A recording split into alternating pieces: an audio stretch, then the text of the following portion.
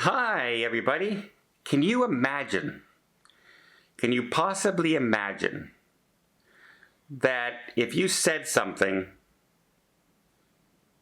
just complained about something, you're complaining about something, you don't think it's fair, and you complain about it, that you could lose your home, you could lose your business, you could lose everything just because you complained.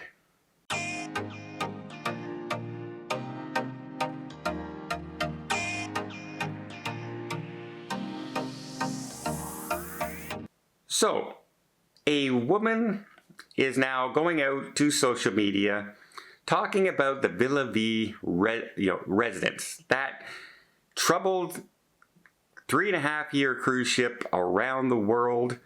It's still in Belfast, Ireland. The people still haven't gotten on the ship. It's been delayed multiple times. And now even the president and the company has come out and said, sorry folks, we're not even going to be able to pay for your hotels anymore while the ship's getting ready. You're going to have to cover all that expenses your own because we've spent $500,000 on it and it's all up to you now. We're not paying for it anymore. Well, one lady who has been basically on a WhatsApp. Now, if you don't know WhatsApp, it's like an internet texting thing that is private. Only people who are in, getting your message can see it. Nobody else can see it. So you can make a group on it and only people on that group will see it, etc. Well, some people on the Villa V residence started a WhatsApp to keep in touch, keep everybody up and informed about what's going on with the ship, etc. and all that. And this lady, 68 years old, now she's a Florida resident. She sold her home. She liquidated her business because she's ready to retire and she wanted to retire on a cruise ship. Now, she first went after the cruise ship that went bankrupt, the residence cruise ship that went bankrupt, and then she couldn't go on that. So, all right. So she switched her sights to the Villa V and she signed up to go on that. And now it was supposed to set sail, you remember, in May. Well, May didn't sail. June didn't sail. July didn't sail. August didn't sail, and now we're into September, and the ship just failed its sea trials. And they still haven't set a date yet for that ship to set sail. And now people have to pay their own expenses. Many people now have said that they're going to just fly back home and wait and hope this thing goes through.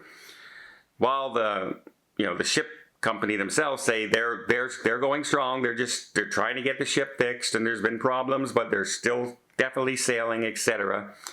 And they're not in any financial trouble, etc. Although now they're not paying these bills, but that would suggest maybe there is some financial troubles on the horizon. But this woman was on WhatsApp, and she was one of the more outspoken, and she admits she's a very outspoken person about all the delays. Now, unfortunately, none of the WhatsApp messages from either side, from anybody on that WhatsApp, has been released. So we're only going by the story of her and the story of Villa V. And she says, well, yes, she was outspoken, she was always respectful and diplomatic when she was talking, but she was complaining. She was saying, hey, this needs to get fixed. We need to be more in the loop. We need to be told more things. Why has it been delayed? Does this mean that our 3.5 years sailing, is this 3 months, 4 months part of that 3.5 years, or will it start once we finally get on the ship? Questions like that, questions that need to be asked, right? Apparently, Villa V says that they received multiple complaints from other members of the residence, other founding members, they're called. And because of this, they said that they decided to cancel her contract and no longer allow her on the Villa V residence. So they've canceled her contract and told her she can't go. They also say that she violated multiple terms of service that she signed in the contract, as well as a non-disclosure agreement. Now, most non-disclosure agreements would be that you can't let secrets out about a company's product or something like that, and you can't say anything to social media, for instance. But I don't know if a WhatsApp private group amongst people who are residences of Villa V can be construed as social media, or, because they signed the NDA too. So is it not right for people of the same NDA to talk amongst each other? I don't know if that would hold up in court or not. But either way, they've canceled her contract. She still says to this day they still owe her about $30,000, and she's moved in with her daughter, and they haven't given her her $30,000 back yet. Now, is Villa V going to say, no, we canceled your contract because you broke terms of service, so we're not going to give you back the $30,000? I have a feeling that wouldn't go over well, and I have a feeling a lawsuit would entail a lot more than that $30,000 to go through.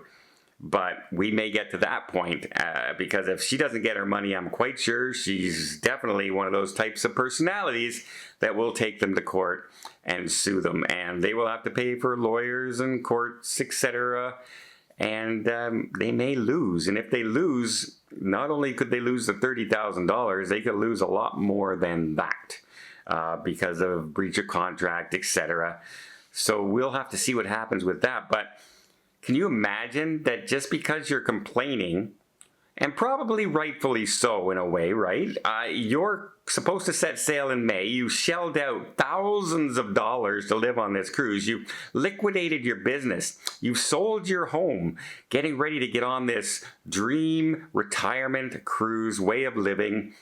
And it's delayed after delay after delay after delay. And they keep saying, well, we're going to sail on this date. And then, no, we're going to sail 2 weeks later. No, we're going to sail 10 days later. No, we're going to sail 14 days later. And it's been 4 months. And the cruise ship still hasn't set sail. And I'm wondering, I know my friends from JJ Cruise, they were supposed to be on Villa V, but because it didn't sail, they continued on with their lives and started going on other cruise ships. They've been to Japan, etc., and the Utopia, and they said, well, maybe in the springtime they're hoping to get back on Villa V residences. I don't know if they're going to want to after all this, but we'll see.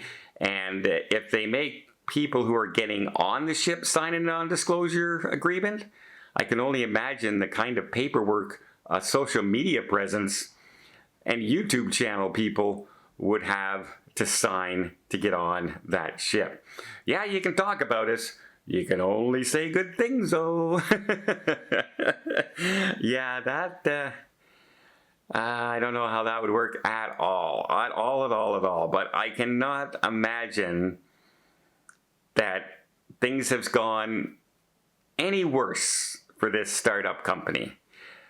From kicking people out of the residents who paid for it because they're complaining that they are upset that the ship has been delayed so often and the communication hasn't been great, etc., and have been vocal about it, to just not being able to set sail and costing $500,000 just to house people. And the ship, the funny part of all this is, the ship still isn't ready to sail.